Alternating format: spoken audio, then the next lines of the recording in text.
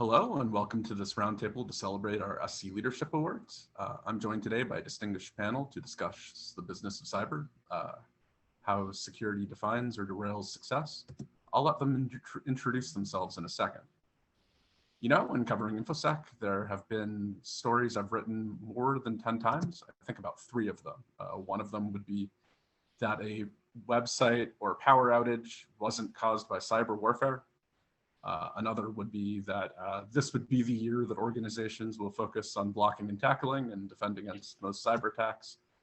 And the third is that outcomes are dependent on CISO's ability to communicate risk up and down a company's roster. Today, we'll talk a little bit about the part of cybersecurity that seems to bother everyone the most, talking to people outside of the SOC.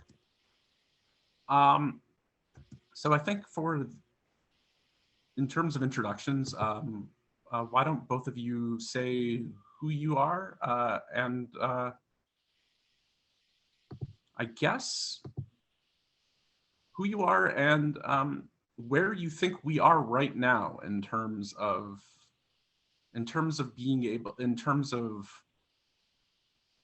cybersecurity as an organizational priority, in terms of something that is either a cause or a preventer of success. Sounil, why don't we start? Sure. Yes. So I'm Sounil Yu, and I just joined as the CISO of a startup called JupiterOne. Prior to that, I was the CISO in residence at a venture capital firm called YL Ventures, where I had a chance to work with a lot of Israeli entrepreneurs that were trying to start their own startup. And then before that, I was the chief security scientist at Bank of America. So I've had a pretty wide range of experience across both very mature as well as very immature security functions, as well as those people who are trying to solve various security problems that we have in our space. Camille, over to you. Yes, my name is Camille Francois. I'm the Chief Innovation Officer at a company called Graphika, where we study a lot of information disorder issues and work with our clients to help them address misinformation, disinformation, information operations, and these types of unsavory things of the internet. Prior to that, I was working at Google. Okay, and so I think, Camille, it might be good to start with you. You cover a threat that is relatively new to most people, especially within this space. I think that that's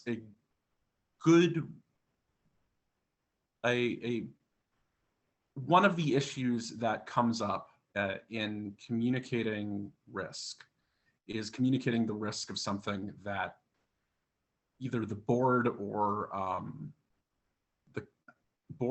employees or even consumers haven't seen before. How do you make the business case for something completely new? Yeah, that's a great question. And, I think, unfortunately, the news cycle kind of served that business case fairly well, right? It used to be difficult to say that disinformation campaign can actually target critical industries, target organizations, target businesses, that they can lead to valuation impact, they can lead to harassment of board members, harassment of executives, they can lead to really bad operational consequences. But unfortunately, I think we've seen this over and over in 2020. And so, it's good to think ahead. I would like to see more people having these conversations in a structured way at the C-suite level, thinking, okay, how are we going to handle these types of information risks? But I also think that, unfortunately, a lot of institutions, industries, and companies have sort of been dragged in these types of issues and having to respond to it in a fairly urgent way.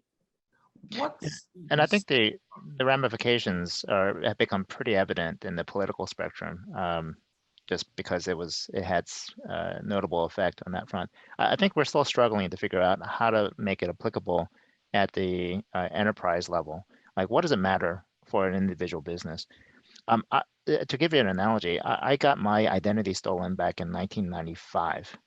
1995. That was, it seems like many generations ago at this point. I remember going to the police. I remember going to different law enforcement authorities saying, hey, I have my identity stolen. Not only did I get my identity stolen, but the person's doing bad things with it. And it was such a struggle to get people to understand why that was a big deal. Well, to me, certainly it was a big deal, but why it should have been a bigger deal to a lot of other folks. Obviously now it's gotten to a point where it is a big deal and people are much more cognizant of the concerns around it. I'm not sure if we're there yet with disinformation, misinformation at the enterprise level where they care about it enough. One of the challenges that we in the security industry really need to that we have on a continuous basis is making these sort of novel attacks relevant and visceral to the people who may not otherwise see it as something that they need to care about. Sorry, Tucker.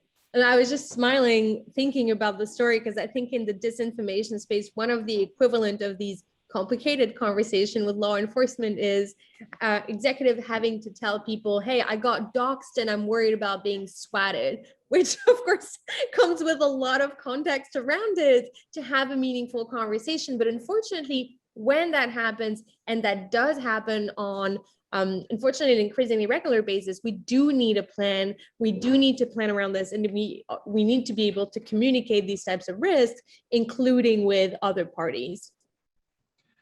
When you look at, I think that's the most recent risk people have begun to adapt to. When you look at the cycle of adaptation for boards, for companies as a whole, does it follow the cycle towards maturity? Does it follow the same pattern each time? I mean, is there a common progression, or is this something that starts new for each threat?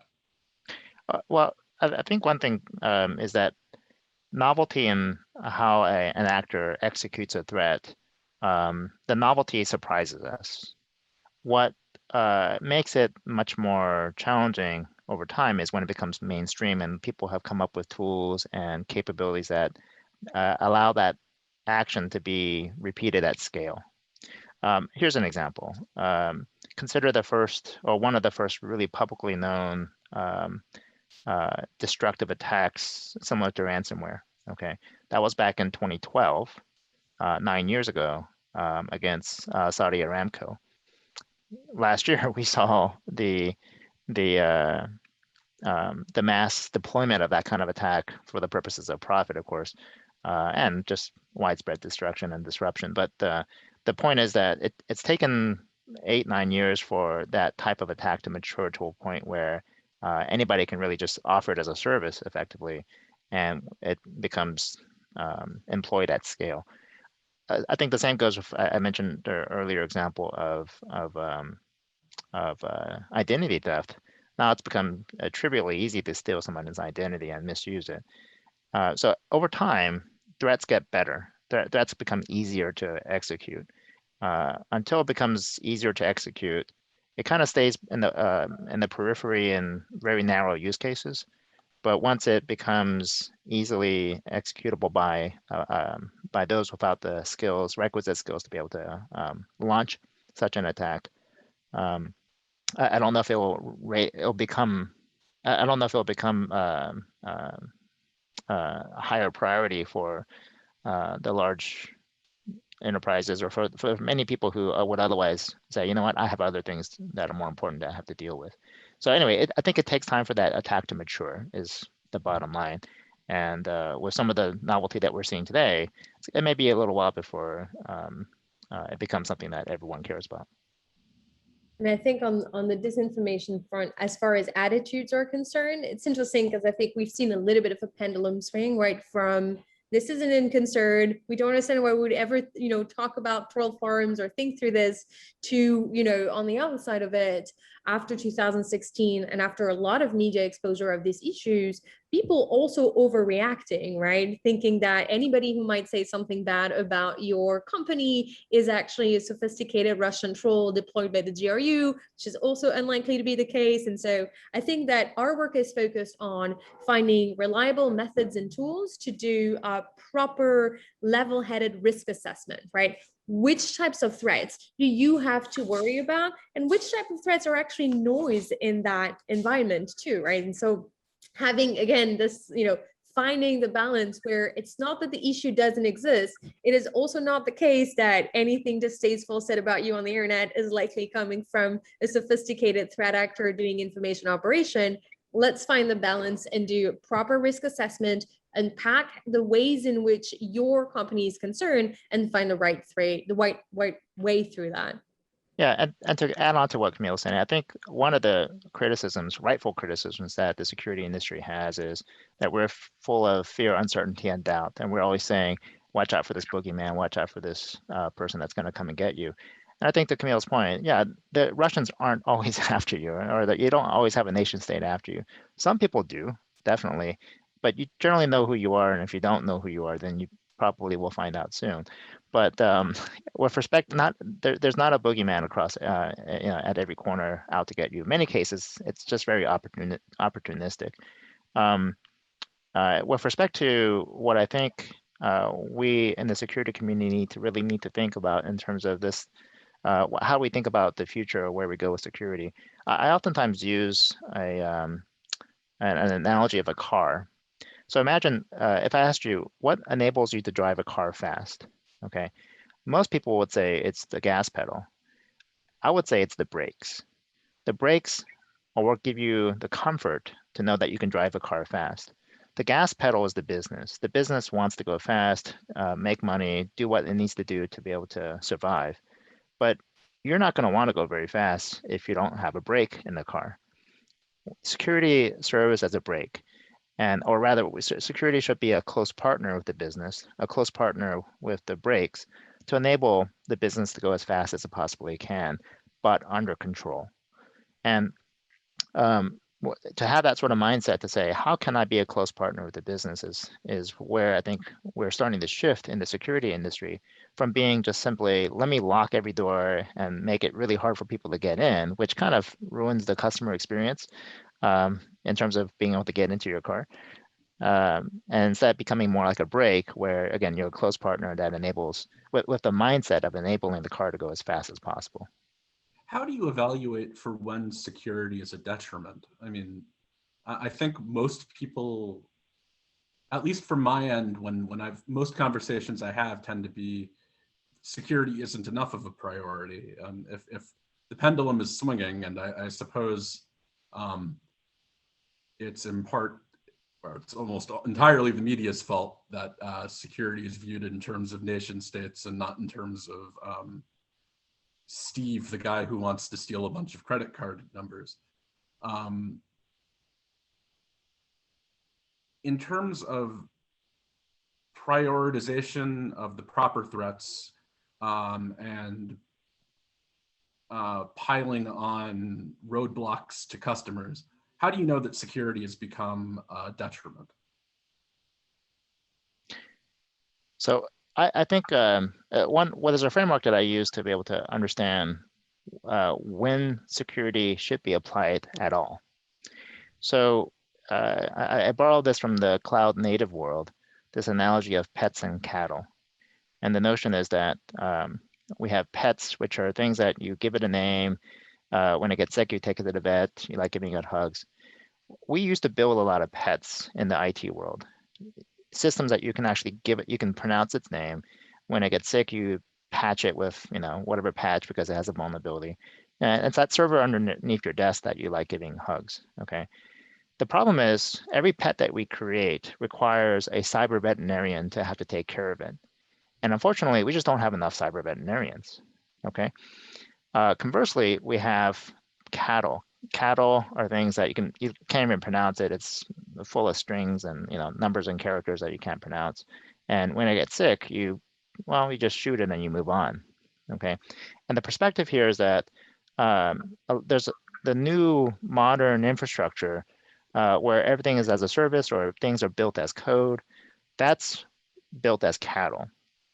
I think we are starting to, my argument is we should actually focus on trying to build more things like cattle that don't require security, that don't need a veterinarian to have to take care of.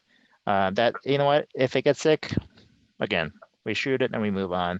We rebuild that cattle, perhaps with the vulnerabilities patched right from the very beginning, as opposed to having a pet that lives for a long time and continues to accrue more and more needs over time that requires more and more attention. I think security, we have a mindset of saying security first, build security and all that kind of stuff, which is great. I think as a security professional, I think those are really great principles. However, there's another principle that I think we should apply, which is build things so that it doesn't need security at all. Because if we had that mindset first, then we have fewer and fewer things that need to be secured. Camille, you mentioned the pendulum swing, the people being afraid that anyone saying something bad is actually the SVR or the GRU. How do you communicate to an executive that maybe they're viewing security in the wrong light that way? It's a great question. So I think we do two things. The first thing is we try to inform the public conversation and to regularly publish about what we see. And I think when you're in a very new threat environment, it's important to do that because it helps people understand what is this threat environment? What do these specific threats look like? What is, what does it look like when you really do have a sophisticated state-sponsored disinformation campaign? And on the other side, what does it look like when you have a small minor troll farm that is doing fake accounts, impersonating your brand in order to decredibilize you in a specific market, right? And so I think putting on the table in public view as much evidence as you can with receipts of like, this is what the threat environment looked like is the first step. And then now, like once you have this out, I think that our approach is to have very straightforward, honest, evidence-based conversation with our clients and to say, look, this is exactly what we're seeing. These are the forensics that come with it. This is our understanding of the threat environment. Therefore, you are here. Some of the hardest conversations that we've had are, you've been rightfully worried about attack of bots, right, on your brand and on your reputation. It is true, we have found them. Those accounts exist, they're here. However, you should ignore that because nobody's listening to them. And if you start worrying about it, you are going to waste your resource and focus, or worse, you might actually amplify a disinformation campaign that's actually happening totally in a vacuum and that you should look the other way for. So those are interesting conversations that, of course, at times, we do find very sophisticated campaigns that are targeting brands, companies, and organizations in a way that does require immediate and thorough action. And so having, again, like the ability to help people unpack what is it and what should I do about it is something that we're quite focused on. I suppose the flip side is probably also an important question. Sounil, you've worked with the biggest possible companies and huge, and Bank of America, and also with startups. How do you get buy-in on different levels? I mean, how do you get buy-in from the big companies, and how do you get buy-in from little companies in terms of adequate security? Sure. Yeah. Well, ultimately, whether you're a big company or a small company or anything in between, there is one language that transcends all of them that everyone can agree to, which is how much it costs. And a dollar value, being able to translate security impact into some sort of dollar value is one way to try to do that. Now, it's still a very elusive goal to be able to turn some sort of security impact into a dollar value. I'll give you a simple example. I'm sure you have a lock on your front door for your house. What's the value of that lock in terms of loss reduction, right? getting a number for that is not, most people won't be able to generate a number really easily, but there is a methodology that allows us to do that. And certainly the insurance companies have come up with very great actuarial models. But ultimately, at the end of the day, being able to translate it to a dollar value is what enables us to have it resonate with executives and senior management, regardless of whether you're at a large company like Bank of America or you're at a startup that in many cases actually don't care about security because they have other things that they need to focus on and worry about. Well, I mean, if you have like 4 employees, it's the odds of one of them being your security guy is probably not 0. Yes. Even, by the way, even at a security company, that's very correct. The yeah. So, but I think the perspective is to say, look, let's say with those 4 people, look, if we don't have our security act together in this particular way, then we will lose X amount of revenue. Okay, now you're talking. Now you're starting to make it resonate in such a way that people would say, okay, look, maybe we should have started investing in these sort of things. And fortunately, it is becoming more and more the norm to say, look, you have to at least be this tall from a security standpoint for us to even do business. So if you don't even have the basics here, then it's going to create some hurdles for us to be able to just contractually agree to do business, even if I want your product. Anyway, that minimum height, if you will, while it's painful for many people to have to reach that height or to be able to demonstrate that they are that height through all these questionnaires and third-party assessments that we do, it at least is starting to say, you know what, security is important enough that we have to have this minimum bar that you have to reach to be able to, again, just conduct business. And if you can't do that, then that results in lost revenue, which again converts into something that people can instantly recognize. How do you get good at communicating that? I think a lot of people who work in security did not go to school for communication skills or for the actuarial skills behind risk reduction. How do you move from being good at evaluating vulnerabilities to being good at communicating them? Yeah, and it's still a pivot that many practitioners still haven't quite fully made yet. Again, I think it's easier when we have mechanisms that enable us to convert. Hey, we have a vulnerability with CVSS, a score of 9 to this can cause us to lose this contract value that an annual contract value of $40,000, whatever. Okay. And when you convey it in that sort of way, the latter way, where you say, you know what, we can lose this contract for X amount of dollars. Now it becomes real. Now it becomes like, okay, well, how much do we need to now spend to be able to secure this contract and know that we're not going to lose it? Is it $40,000? In which case, that's kind of pointless. Why even bother? Versus let's spend a nominal, I don't know, $5,000 or, and these numbers are just relative to different organizations and different sizes.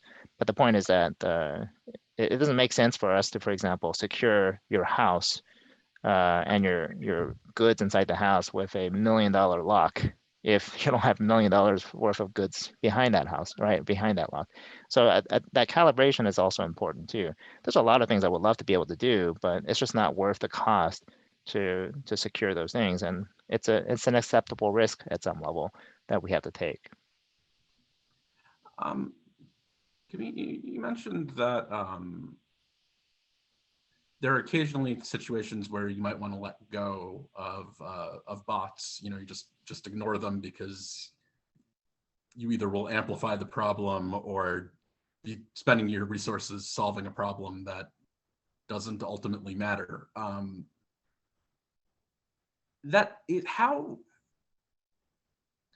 How applicable are lessons from traditional security to lessons of how to deal with disinformation? It's a great question. No, I'm joking. I'm laughing because it's one of my favorite questions. They're really applicable on some topics and really not applicable on others. And I think what's interesting is part of disinformation is a security issue and another part isn't, right? It's kind of at the edge of this field where it's frankly much more socio-technical than it is technical. And so I think that, again, there are parts of what it takes to deal with disinformation that are deeply informed by some areas of cybersecurity, namely, for instance, the way we attribute information operation borrows a lot from the practice of attribution in cyber. And so there are definitely very strong threads that run from one to the other. And there are also areas in which it doesn't necessarily translate, right?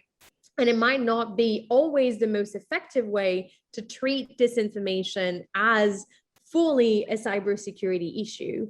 In reality, even if you sort of like open up the container of what we call disinformation, they're in itself very different subset of the problems. Some of them are indeed much closer to cybersecurity. So when we worked on sophisticated information operation by sophisticated cyber actor that may or may not also tie to cyber incidents, like hack and leaks operation, it actually does make sense to do this work within the frameworks of cybersecurity and hand in hand with the cybersecurity teams.